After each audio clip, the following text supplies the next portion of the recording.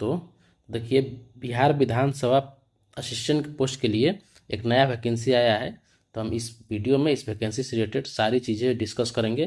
तो ये कितना पोस्ट है और कैसे इसका जो चयन प्रोसेस क्या है, एलिजिबिलिटी क्या है, सारी चीज़ें इसमें डिस्कस करेंगे। तो आप वीडियो के अंत तक बने रहिए और वीडियो अच्छा लगे तो सब्सक्राइब और लाइक ज़रूर कीजिएगा।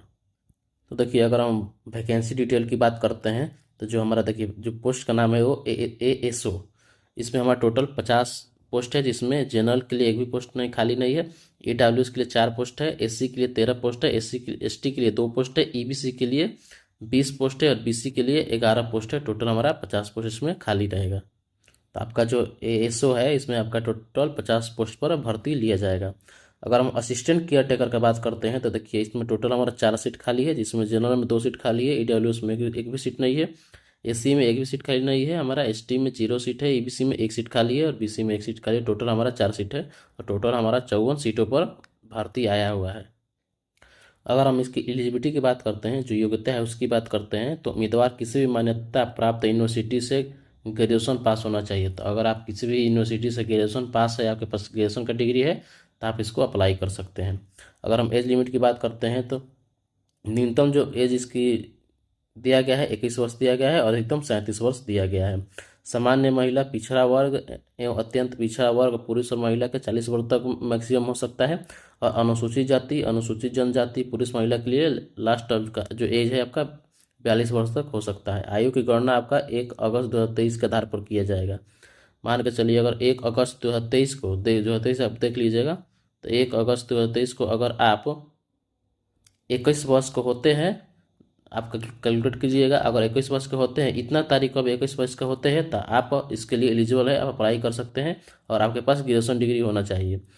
अगर आप मैक्सिमम एज देख लीजिए, मैक्सिमम एज अगर आपका जो इतना तक पूरा होता है 1 अगस्त 2023 तक, तो भी आप अप्लाई कर सकते हैं और आपके पास ग्रेजुएशन डिग्री होना चाहिए। अगर इसकी हम सिलेक्शन प्रोसेस की बात करते हैं, जो चयन प्रक्रिया है, तो आपकी एक प्रारंभिक परीक्षा होगी, फिर आपका उसके बाद प्रारंभिक परीक्षा के बाद ये हमारा जो है पासिंग टेस्ट एग्जाम होगा।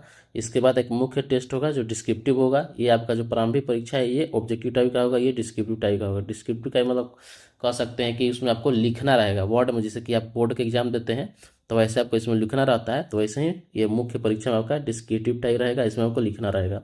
फिर उसके बाद आपका डॉक्यूमेंट वेरिफिकेशन होगा, उसके बाद मेडिकल होगा, उसके बाद जो आपका मेरिट लिस्ट आएगा उसमें आपका, अगर आप इन चरणों को पार करते हैं तो आपका चयन हो जाएगा। अगर हम प्रारंभिक परीक्षा का एग्जाम पैटर्न की बात करते हैं तो देखिए, परीक्षा बहुकल्पीय प्रकार ऑब्जेक्टिव टाइप की होगी और OMR सीट पर ली जाएगी।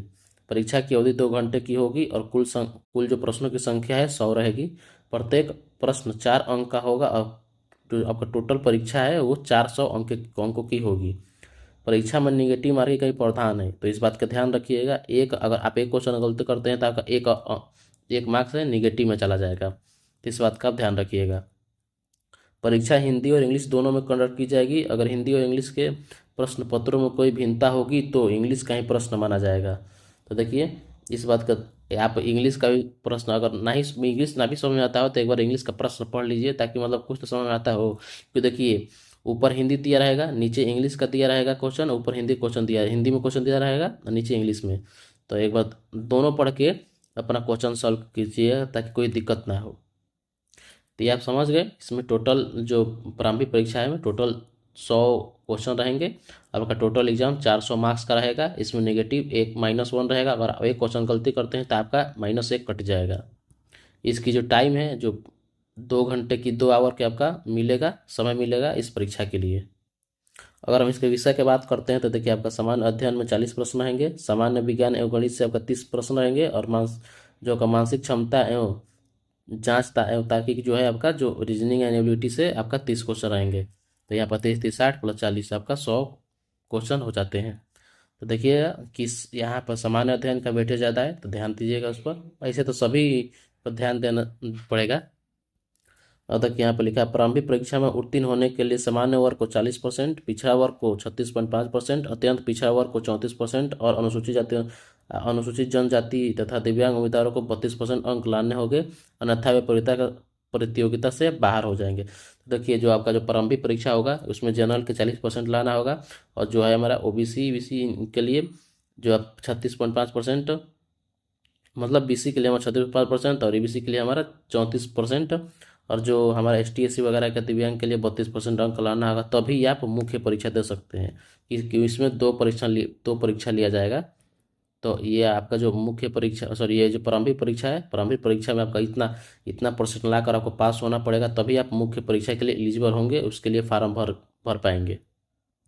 अगर हम प्रारंभिक परीक्षा का सिलेबस की बात करते हैं तो सामान्य विज्ञान और गणित में इनमें से मैट्रिक्स स्तर के निम्न प्रश्नों से पूछा जा सकता है।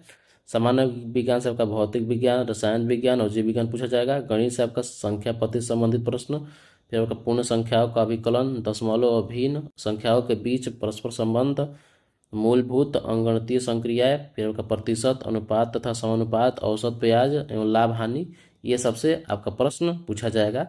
ये हमारा सामान्य विज्ञान और गणित में। अगर हम सामान्य अध्ययन बात करें तो इनमें निम्न विषयों से प्रश्न पूछ सकते हैं। समसाई विषय जो आपका सामयिक विषय है, इसमें महत्वपूर्ण राष्ट्रीय अंतर्राष्ट्रीय समसाई घटना पूछा जाएगा। फिर आपका वैज्ञानिक प्रगति, फिर राष्ट्रीय अंतर्राष्ट्रीय पुरस्कार, खेल खिलाड़ी, इन सब से आपका प्रश्न पूछा जाएगा।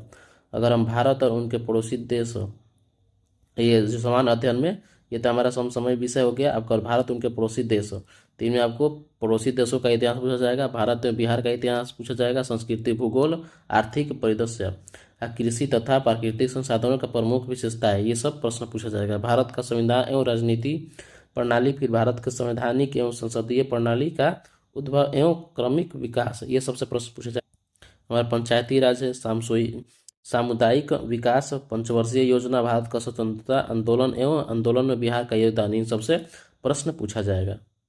अगर हम mental ability and logic reasoning की बात करते हैं तो इनमें से सादृश्य, समानता एवं भिन्नता, स्थान कल्पना, समस्या समाधान, विश्लेषण, फिर आपका दृश्य, स्मृति, फिर आपका विभेद, अवलोकन, संबंध, अवधारणा, फिर आपका अंगणितीय तर्क शक्ति, अंगणितीय संख्या श्रृंखला, कूट लेखक एवं कूट व्याख्या, इन सबसे आपका प्रश्न पूछा जा सकता है।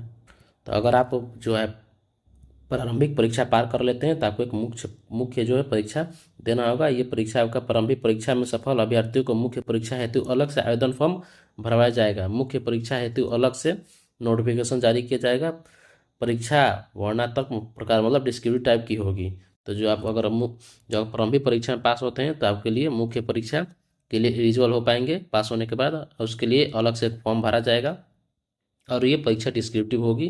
तो हम इसका जो है, इसका भी हम जो सिलेबस है हम वहाँ पर इसके लिए वीडियो बना देंगे, आप वहाँ से देख पाएंगे, देख लेंगे आप लोग।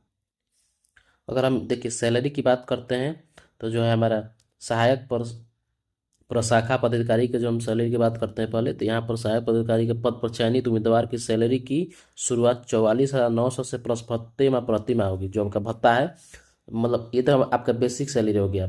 बेसिक पे आपका 44,900 मिलेगा, प्लस में इसको मान लीजिए भत्ता आप मिला के 10,000 कर लीजिए तो आपको लगभग 54-55 हज़ार रुपया मिलेगा। समय के साथ साथ सैलरी बढ़ती जाएगी और 1,42,400 से प्लस भत्ता में जो भरते हैं प्रतिमाह दिया जाएगा।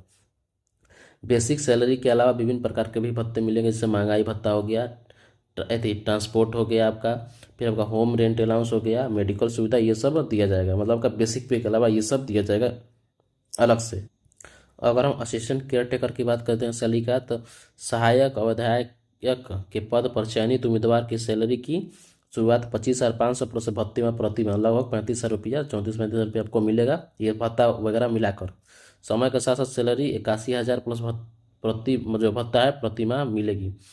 बेसिक पे सैलरी के अलावा विभिन्न प्रकार के भत्ते भी मिलेंगे, जैसे महंगाई हो गया, transport allowance, home rent allowance, सभी प्रकार के भत्ते इसमें मिलेंगे। ये आपका बेसिक पे है, इसके अलावा भी आपका जो है ये सब अलाउ मिलेंगे। अगर हम एप्लीकेशन फ़ीस की बात करते हैं तो बिहार राज्य के अनारक्षित EWS, ABC, BC के जो पुरुष है उनके लिए 600 रुपया है। बिहार राज्य के ST SC किसी भी कैटेगरी की महिला दिव्यांग उम्मीदवारों के लिए 150 रुपया है। और बिहार राज्य के अलावा अन्य राज्यों के सभी उम्मीदवारों के लिए, चाहे वह किसी भी कैटेगरी को, उनके लिए 600 रुपया है। देखिए आपका एप्लीकेशन फीस है कैटेगरी वाइज, इसको आप देख लीजिएगा। अगर हम डेट्स की बात करते हैं तो जो ऑनलाइन जो है आपका एप्लीकेशन 29 जनवरी 11 बजे से स्टार्ट हो जाएगा, मतलब आज से स्टार्ट हो चुका है। ऑनलाइन जो आपका आवेदन फॉर्म जमा करने की अंतिम तिथि है 15 फरवरी तक इसे आप भर सकते हैं, और आवेदन शुल्क जमा करने की अंतिम तिथि आपका 17 फरवरी तक है। तो आप जो है एप्लीकेशन का जो फीस है 17 फरवरी तक जमा कर सकते हैं, और आप 15 फरवरी तक इसका रजिस्ट्रेशन कर सकते हैं। देखिए मतलब ये जो आपका डेट है इसको याद रखिएगा, इसके अंदर ही अपना काम कीजिएगा। ताकि अच्छे से हो पाए। अगर हम परीक्षा की तिथि की बात करें तो ये जो आपका बाद में जारी किया जाएगा, नोटिफिकेशन के जरिए आपको बाद में बता दिया जाएगा।